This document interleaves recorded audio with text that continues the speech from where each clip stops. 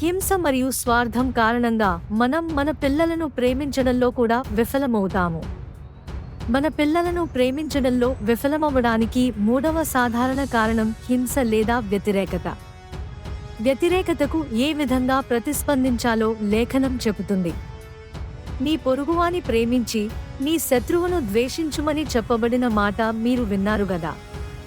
నేను మీతో చెప్పునదేమనగా, మీరు పరలోకమందున్న మీ తండ్రికి కుమారులై యుండునట్లు మీ శత్రువులను ప్రేమించుడి. మిమ్మును హింసించు వారి కొరకు ప్రార్థన చేయుడి. ఆయన చెడ్డవారి మీదను మంచివారి మీదను తన సూర్యుని ఉదయింపజేసి నీతిమంతుల మీదను అనీతిమంతుల మీదను వర్షము కురిపించుచున్నాడు. ప్రేమించడం, ఆశీర్వదించడం, మంచి చేయడం మరియు మన శత్రువుల కోసం ప్రార్థించడం అనేవి తల్లిదండ్రులుగా పిల్లల్ని పెంచడంతో ఎటువంటి సంబంధించి ఉంటాయి?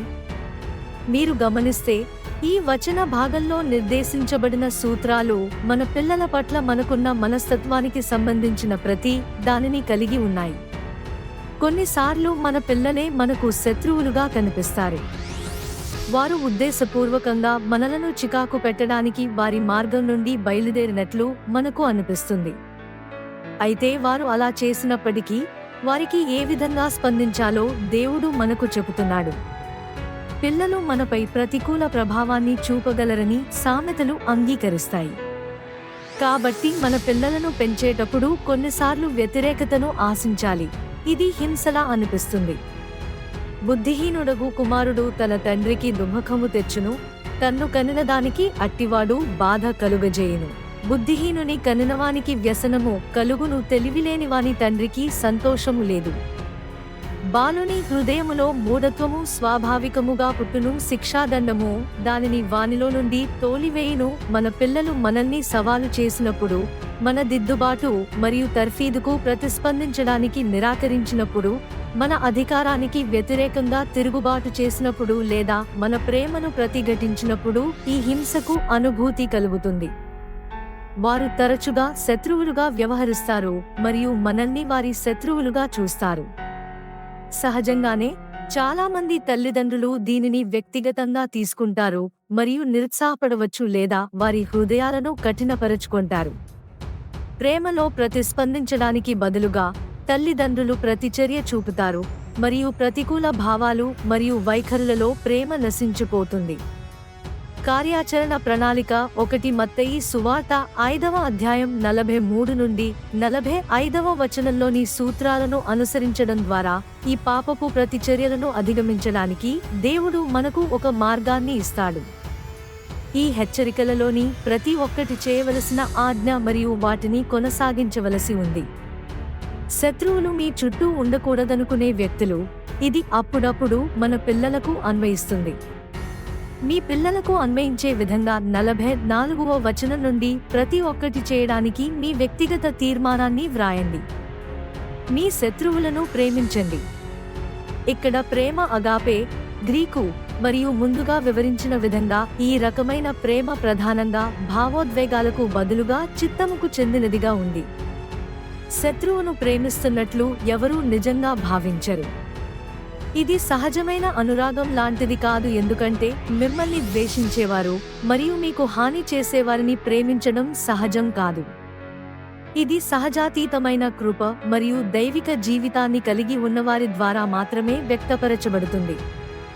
ఇది క్రీస్తులో నిలిచి ఉండడం యొక్క మీ బలమైన పునాది ద్వారా మాత్రమే కలుగుతుంది. మిమ్మల్ని శపించేవారిని ఆశీర్వదించండి. ఆశీర్వాదం అనేది ఒక బహుమతిని అనుగ్రహించే తలంపు మరియు ప్రేమ కంటే ఉత్తమమైన బహుమతి ఏది? శపించడం అంటే గాయాన్ని కలిగించే పదాలు వాడడం. కోపంతో ప్రతిస్పందించడానికి మరియు తిరిగి బదులు చెప్పడానికి పదాలను అనుమతించలేము, అయితే మనం ప్రేమతో ప్రతిస్పందించాలి.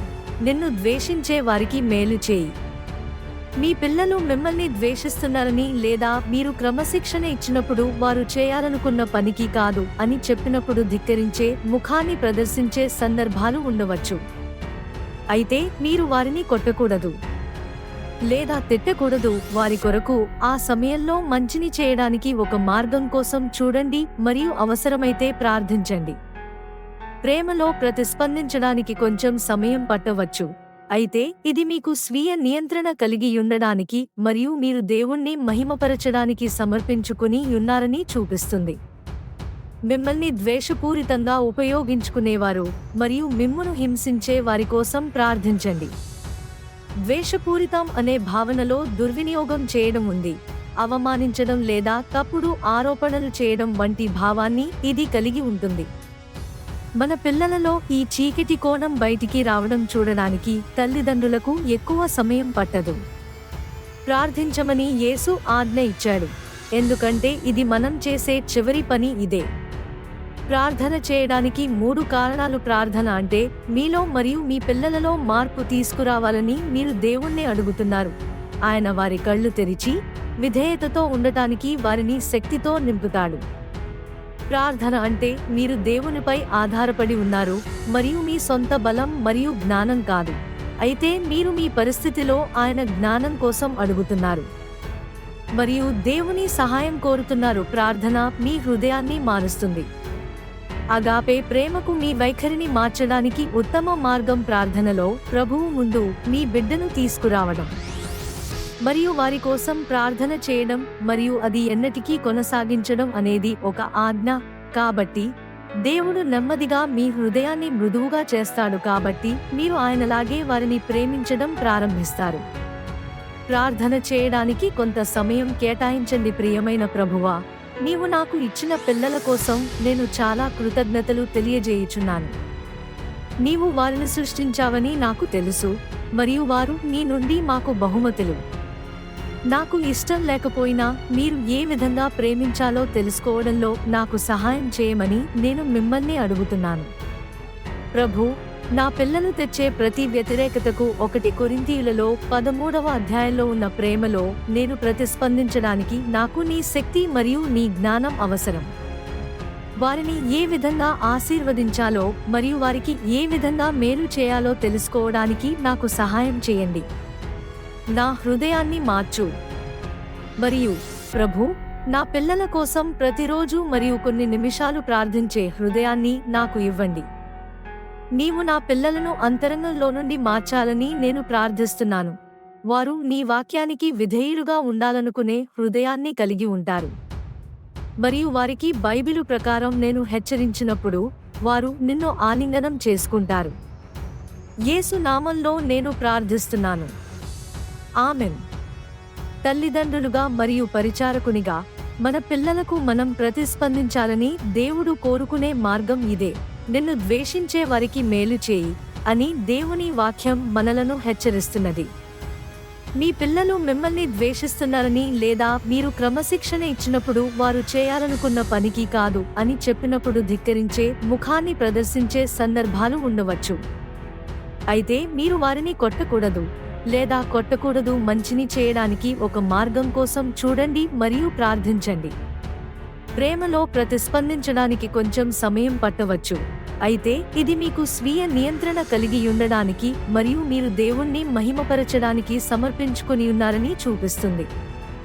మిమ్మల్ని ద్వేషపూరితంగా ఉపయోగించుకునేవారు మరియు మిమ్మును హింసించే వారి కోసం ప్రార్థించండి. ద్వేషపూరితం అనే భావనలో దుర్వినియోగం చేయడం ఉంది. అవమానించడం లేదా తప్పుడు ఆరోపణలు చేయడం వంటి భావాన్ని ఇది కలిగి ఉంటుంది.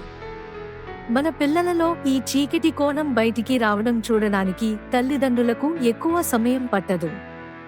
ప్రార్థించమని యేసు ఆజ్ఞ ఇచ్చాడు, ఎందుకంటే ఇది మనం చేసే చివరి పని. ప్రార్థన చేయడానికి 3 కారణాలు. ప్రార్థన అంటే మీలో మరియు మీ పిల్లలలో మార్పు తీసుకురావాలని మీరు దేవుణ్ణి అడుగుతున్నారు. ఆయన వారి కళ్ళు తెరిచి విధేయతతో ఉండటానికి వారిని శక్తితో నింపుతాడు. ప్రార్థన అంటే మీరు దేవునిపై ఆధారపడి ఉన్నారు మరియు మీ సొంత బలం మరియు జ్ఞానం కాదు. అయితే మీరు మీ పరిస్థితిలో ఆయన జ్ఞానం మరియు సహాయం కోసం అడుగుతున్నారు.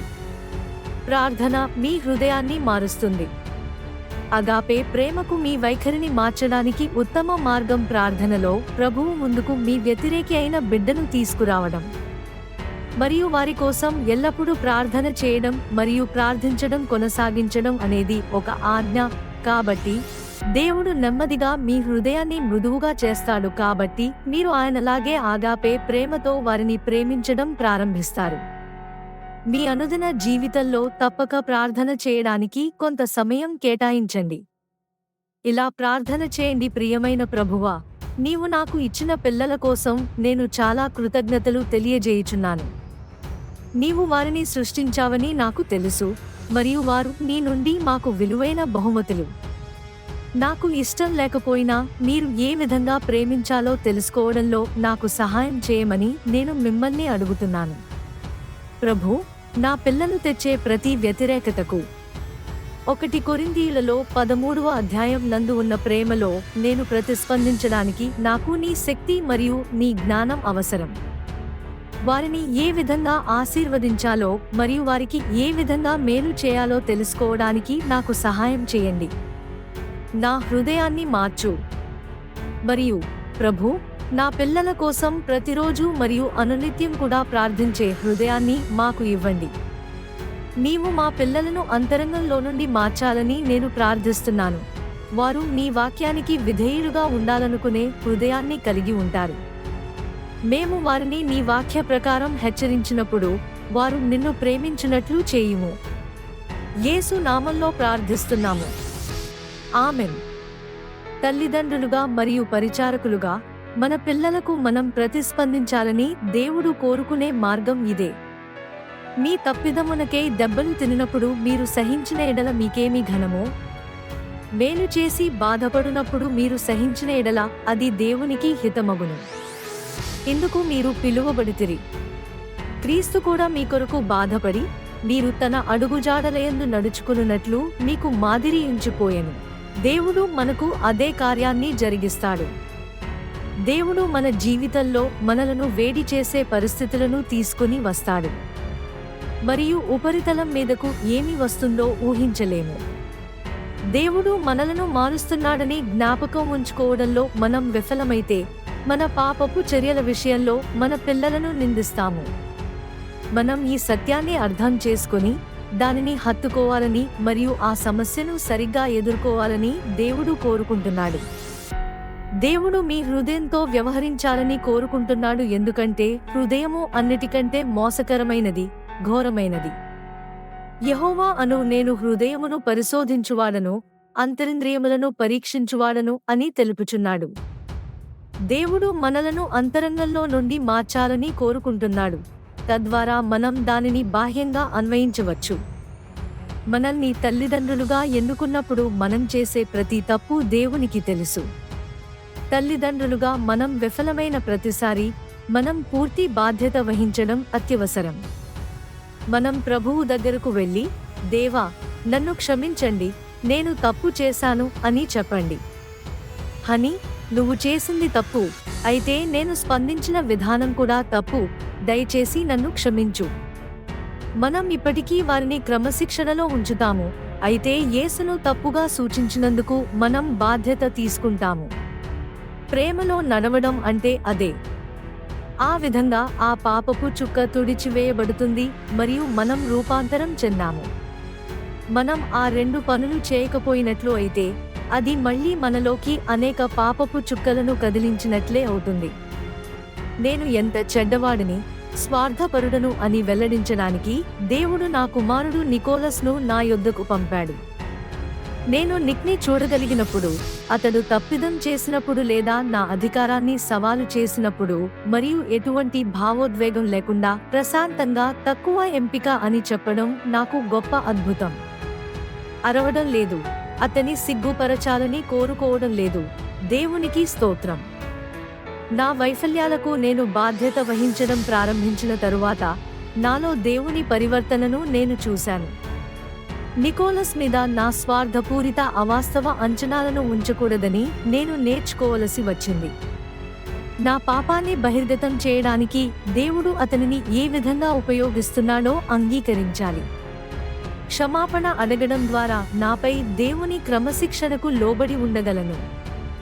నా కుమారుడు తన కళ్ల ముందే తన తండ్రిలోని మార్పును చూశాడు. అవును, ఇది జరగడానికి ఒక కాలం అంతా పట్టింది. ఇది రాత్రికి రాత్రే జరిగింది కాదు. నేడు నికోలస్ దేవుని పట్ల బలమైన విశ్వాసం మరియు ఆరోగ్యకరమైన భయాన్ని కలిగి ఉన్నాడు. శిష్యత్వానికి మనం మన పిల్లలకు ఇవ్వగల గొప్ప ఉదాహరణలలో ఇది ఒకటి.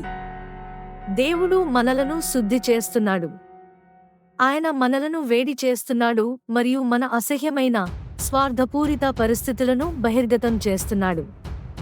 మనం ఈ ప్రక్రియ నుండి తప్పించుకోలేము.